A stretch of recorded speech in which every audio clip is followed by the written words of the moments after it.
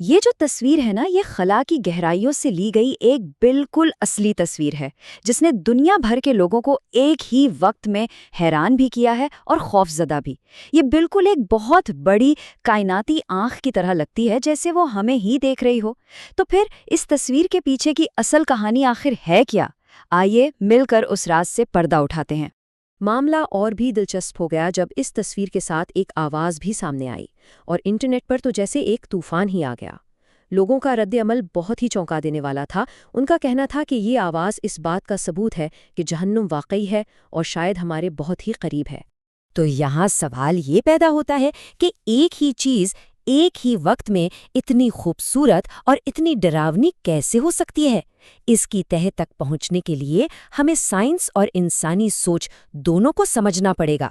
ٹھیک ہے، تو اس سے پہلے کہ ہم ان سب سنسنی خیز باتوں میں پڑیں، چلیں پہلے اس پراسرار آنکھ کی سائنسی حقیقت کو جانتے ہیں۔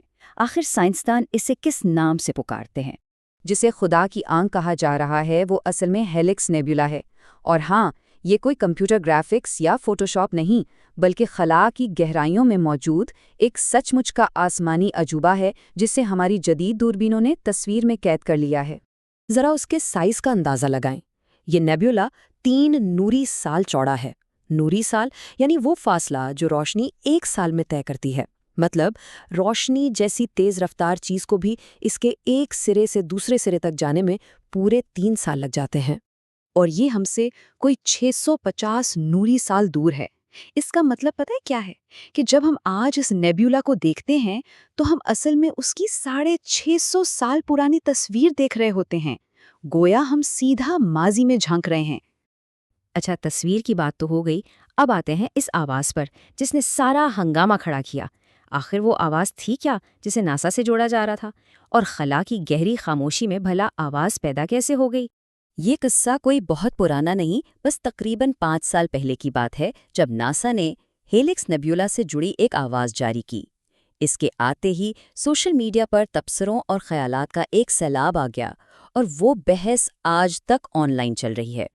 لیکن یہیں پر سائنس کا ایک بنیادی اصول سامنے آ جاتا ہے۔ ہم سب نے پڑھا ہے کہ خلا تو ایک ویکیوم ہے، یعنی وہاں ہوا یا کوئی اور چیز نہیں ہے، اور آواز کو چلنے کے لیے کسی نہ کسی میڈیم کی ضرورت ہوتی ہے۔ تو پھر یہ آواز ہم تک پہنچی کیسے؟ اس کا جواب ایک بہت ہی زبردست سائنسی تکنیک میں ہے جسے ڈیٹا سونیفیکیشن کہتے ہیں۔ آسان لفظوں میں سمجھیں تو سائنسدانوں نے کائنات کو سننے کا ایک نیا طریقہ نکالا ہے۔ وہ نیبیولا سے آنے والے ڈیٹا کو، جیسے کہ روشنی کی مختلف لہروں کو اکٹھا کرتے ہیں، پھر اس ڈیٹا کو کمپیوٹر کی مدد سے آواز میں بدل دیتے ہیں، یعنی اسے اونچا یا نیچا سر اور کم یا زیادہ والیوم دے دیتے ہیں۔ تو جو آواز ہم سنتے ہیں وہ اسی ڈیٹا سے بنائی گئی ہے۔ تو یہاں سب سے اہم بات سمجھنے والی یہ ہے کہ یہ آواز خلا کی ریکارڈنگ نہیں ہے۔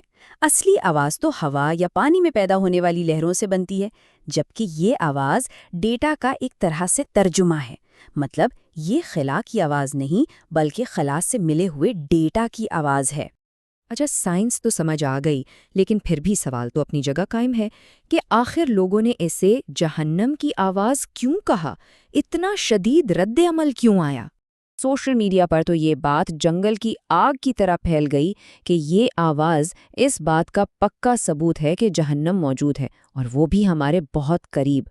بس اسی ایک خیال نے انٹرنیٹ پر خوف کی ایک لہر دوڑا دی۔ اس شدید رد عمل کی وجہ دراصل ہماری اپنی نفسیات میں ہے۔ ذرا سوچیں، ایک طرف ایک تصویر ہے جو ایک گھوٹی ہوئی آنکھ جیسی لگتی ہے، دوسری طرف ایک بہت ہی عجیب اور پریشان کرنے والی آواز ہے۔ جب یہ دونوں چیزیں ایک ساتھ ملیں تو انہوں نے مل کر ہمارے اندر کے انجانے خوف کو جگا دیا۔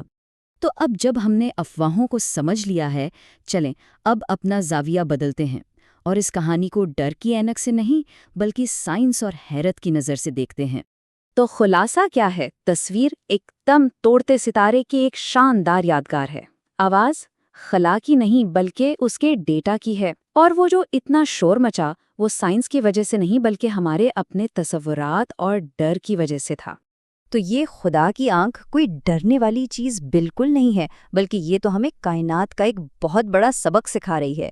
ستاروں کی زندگی اور موت کا چکر، یہ تباہی کا منظر نہیں، یہ تو ایک نئی شروعات کا منظر ہے۔ تو آخر میں یہ سوال ہمارے سامنے ہے، جب ہم کائنات کے ان رازوں کو دیکھتے ہیں تو ہمیں ان میں کیا نظر آتا ہے؟ سائنس کا کوئی کرشمہ یا اپنے ہی اندر چھپے ہوئے خوف کا عکس؟